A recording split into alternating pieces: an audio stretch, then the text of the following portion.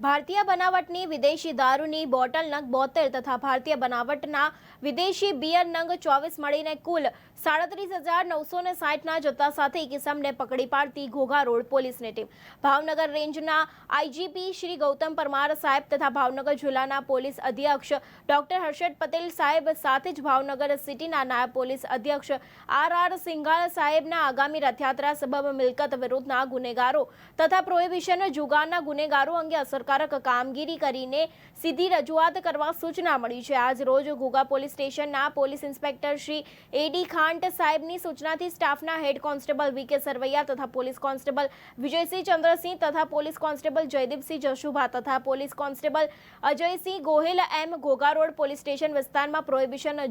જુગાર અનવ્ય પેટ્રોલિંગ કરતા હતા। તે દરમિયાન પોલીસ ઓફિસર જે છે જયદીપસિંહ જશુભા જાડેજા તેમના અંગત અને વિશ્વાસુ બાતમીદાર મારફતે સંયુક્ત હકીકત મળી હતી કે ઘોઘા જકાતનાકા પેટ્રોલ પંપ સાથે અખાડામાં રહેતા મિતભાઈ રમેશભાઈ ડોડિયા નામના માણસ તેના ઘરમાં ગેરકાયદેસર 5 થી 7 પેઢી પરપ્રાંતીય ઇંગ્લિશ દારૂ વેચાણ અર્થે છુપાવીને રાખ્યો છે, જે હકીકતના આધારે નીચેની વિગતો મુજબ ઇંગ્લિશ દારૂ મળી આવ્યો હતો। તેમના વિરોધમાં પ્રોહિબિશન કલમ 65 અને એઈ 116 બી 81 મુજબનો ગુનો રજીસ્ટર કરવામાં આવ્યો છે અને ઇંગ્લિશ દારૂના મૂળ સુધી પહોંચવા તજવીજ હાથ ધરવામાં આવી છે।